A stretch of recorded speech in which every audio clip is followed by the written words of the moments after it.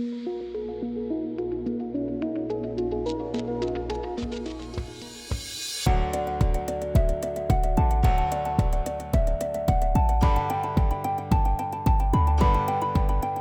aí, estudantes, como é que vocês estão? Eu espero que estejam bem.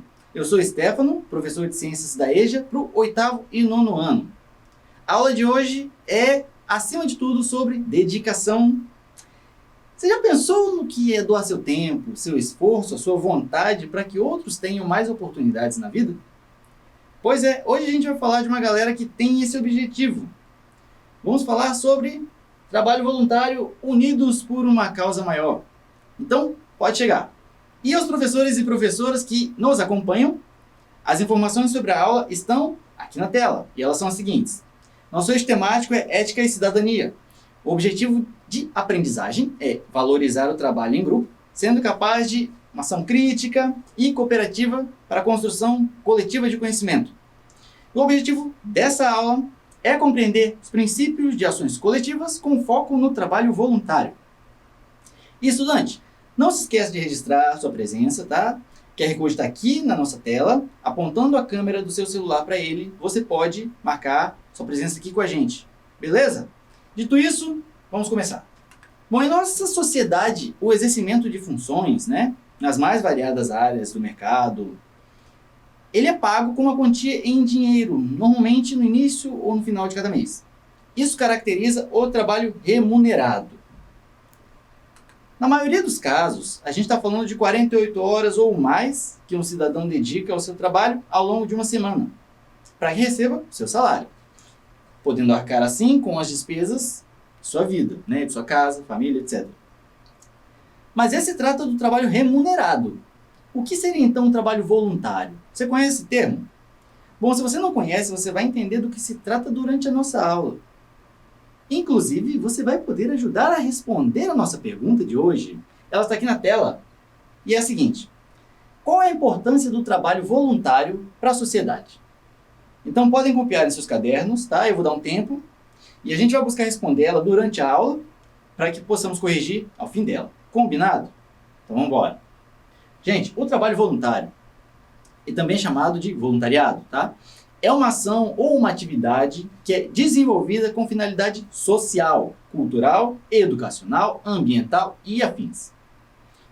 Sendo que, diferente do assalariado, não se pensa em retorno, ou qualquer compensação, seja financeira ou de qualquer outro tipo.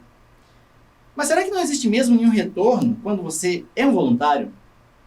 A gente vai descobrir enquanto conhece alguns casos interessantes do trabalho voluntário. E o nosso primeiro caso é esse aqui, que é o zoológico de Albição. Gente, essa é uma causa ambiental, tá? Surgiu de uma situação um tanto quanto curiosa e triste.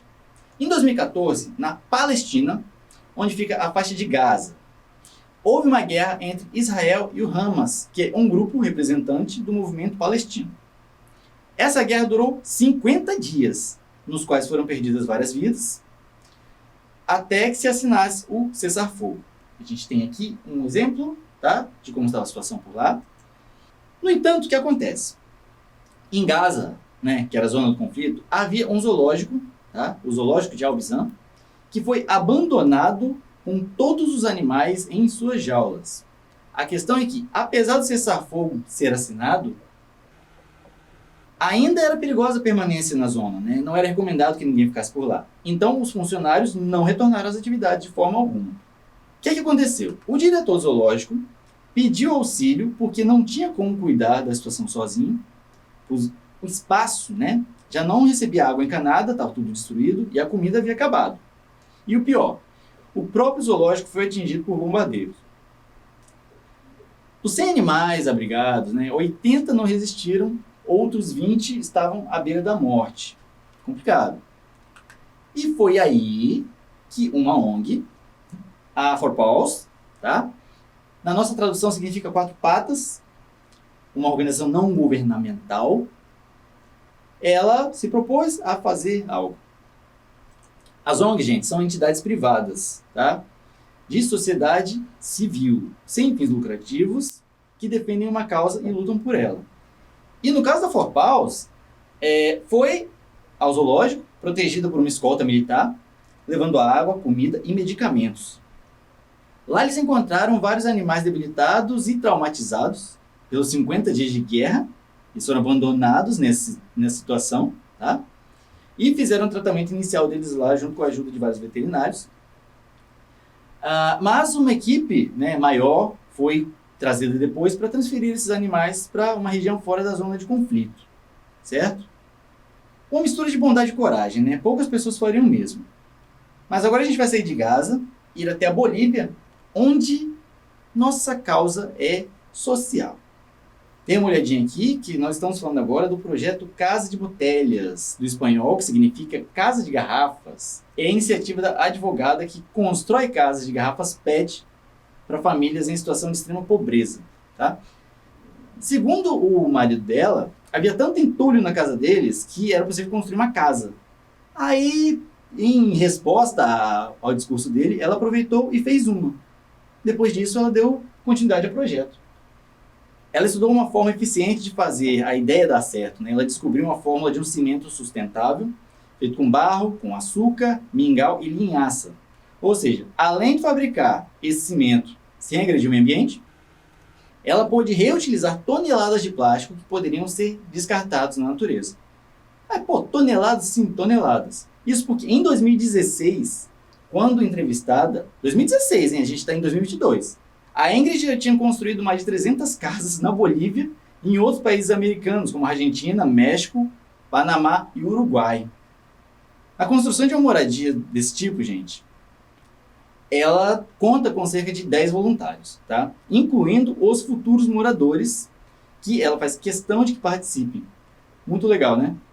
Inclusive, ela afirmou que 300 casas é um número pequeno, diante do que poderia ser feito se mais pessoas abraçassem a causa, mas ela não tem tanta ajuda assim, infelizmente. Bom, mas você gostaria de participar de iniciativa desse tipo? Sabe que existem projetos mais próximos, né? Mais próximos da gente, não precisando necessariamente ir até outros países. Mas antes da gente continuar, te pedir um favor.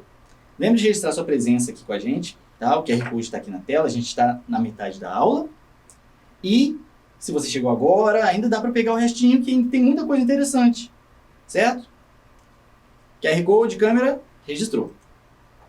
Então, a gente tem como exemplo próximo de nós, e agora vocês vão conhecer alguns desses casos, tenho certeza, o abrigo da velhice desamparada da Alta, Loureiro Machado, o Avedalma, que também é uma instituição filantrópica de caráter voluntário. Fundado em 1960 em Itaquari, vejam só, Cariacica, o projeto nasceu de um grupo de estudos evangélicos que decidiu criar um albergue para idosos sem lar. O Avedalma abriga por volta de 70 idosos e já atendeu mais de 800, totalmente com trabalho voluntário. Os voluntários organizam o cardápio, cuidam das vestes, arrecadam recursos, organizam festividades, comemorando com os idosos as datas mais significativas para eles. Outro projeto bastante interessante é feito pela Associação de Amigos dos Autistas do Espírito Santo, a AMAIS.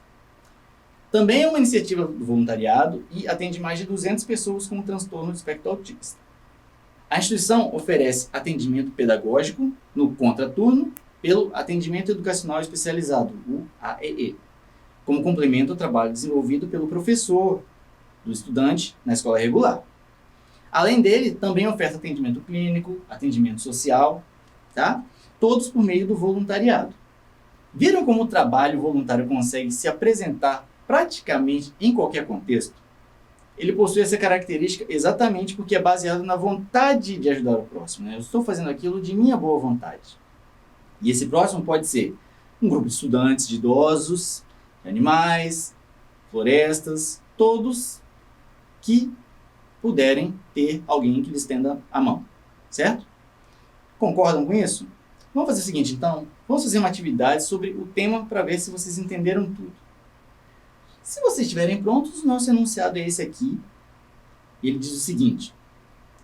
Durante o dia, Lani vai para seu emprego, onde atua como vigilante em uma escola, certo? Atua como vigilante na escola. À noite, ela vende salgados em sua lanchonete. Aos fins de semana, ela faz parte de um projeto comunitário em que treina handebol com os jovens de sua comunidade. Na prática, no esporte. Então, em qual das 3 ocupações, Lani é uma voluntária? Ela é voluntária quando é vigilante? Quando é vendedora? Ou quando é treinadora? Qual é a resposta de vocês? Darei um tempo para que vocês respondam, tá? Valendo!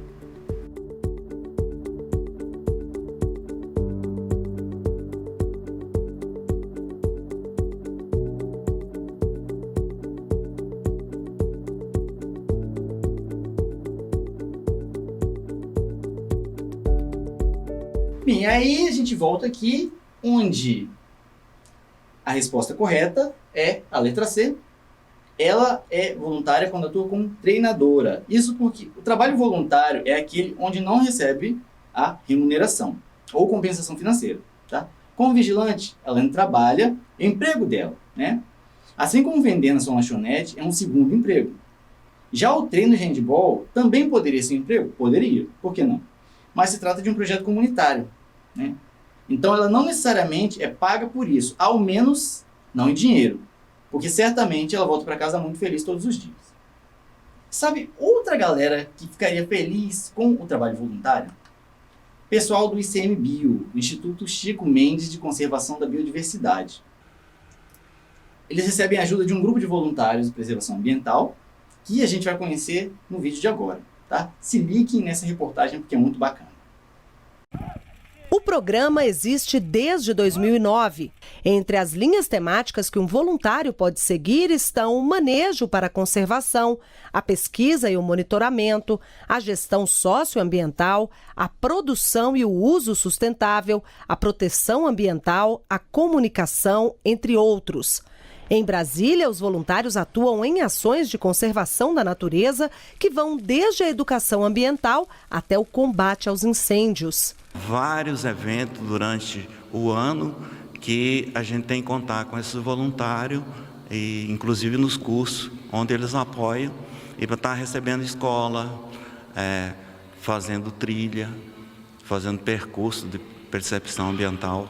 E quando se fala em preservação do meio ambiente, os incêndios são os grandes vilões. O incêndio é aquilo que a gente não quer para nada, porque ele destrói a fauna, destrói a flora e o que tem pela frente ele vai destruindo tudo. Para se ter uma ideia, de 2007 a 2010, o fogo consumiu em torno de 90% do Parque Nacional de Brasília, que é a maior área de preservação do Cerrado aqui no Distrito Federal. Foram 27 mil hectares. A boa notícia é que este ano, até agora, só foram queimados 102 hectares por incêndios florestais. Isso se deve ao trabalho de prevenção e combate, que conta e muito com a ajuda de voluntários. Eles ajudam na manutenção de veículos, manutenção de ferramenta, manutenção de cerca, prevenção e combate a incêndios e também ajuda nas queimas prescritas, tanto no manejo integrado do fogo quanto nas queimas prescritas e combate a incêndios florestais. Rodrigo é uma dessas pessoas. Desde a adolescência ele já ajudava no combate aos incêndios. Hoje ele é empresário e mudou o escritório dele para pertinho do Parque Nacional para facilitar o acesso em caso de necessidade. Ele faz parte de uma ONG que conta com outros 67 voluntários que atuam contra os incêndios florestais. Para ele, a recompensa vai muito além da proteção ambiental. Se você não fizer esse trabalho, os nossos filhos, os nossos netos não vão ver mais os animais que tem no parque e ver eles diretamente no ambiente onde que eles deveriam estar e não no zoológico. E segundo, é uma satisfação muito grande você poder ajudar a tirar um animal da linha do fogo, apagar, ver que se protegeu uma nascente, isso é o que mais recompensador. Contar com esses voluntários é muito interessante, não só para eles, que ele enriquece o currículo, mas também para a divulgação do parque e criação de um sentimento de pertencimento, né, do parque com a comunidade. E aí, o que vocês acharam do vídeo? Gostaram? Legal falar do Rodrigo ao fim dele, né? Se a gente não fizer isso, nossos filhos e netos não verão os animais em seu meio natural, talvez apenas em zoológicos. E a gente viu que o zoológico não é um bom lugar para você ter um animal, dependendo de onde estiver, tá? É claro que é uma situação incomum, eu estou aqui brincando, mas lugar de animal é na natureza, certo? E tudo isso já é importante hoje, mas ele já está pensando, né? O Rodrigo já está pensando lá na frente, nos que virão depois. Excelente atitude, excelente postura dele. E aí chegou a hora da gente corrigir nossa pergunta do dia, tá? Como a gente aprende, né? Como ficou a resposta de vocês? Qual é a importância do trabalho voluntário para a sociedade? Vamos corrigir? Gente, bom, as respostas que a gente traz normalmente tem uma correção, mas além da grande aprendizagem de quem pratica o trabalho voluntário, também é um exercício de empatia, de respeito, cidadania, para ajudar aqueles que precisam, né? Então isso vai muito de cada um. Então a sua resposta pode ter ficado diferente da minha, tá? É uma correção, mas é uma correção que a gente faz aqui uma troca. E esse tipo de resposta nunca fica igual. É bem difícil isso acontecer. O que a gente precisa entender é o seguinte, que é muito importante saber o quanto as nossas atitudes afetam a vida de outras pessoas. Então, vamos buscar sempre fazer algo de positivo, combinado? Então o que a gente aprendeu hoje, gente? Vamos relembrar. Hoje a gente aprendeu o seguinte, a diferença entre o trabalho remunerado e o trabalho voluntário. A gente viu que existem diferentes tipos de trabalho voluntário, né? Vimos o que é e qual o papel de uma ONG. E entendemos sobre a importância do trabalho coletivo para a sociedade. É isso.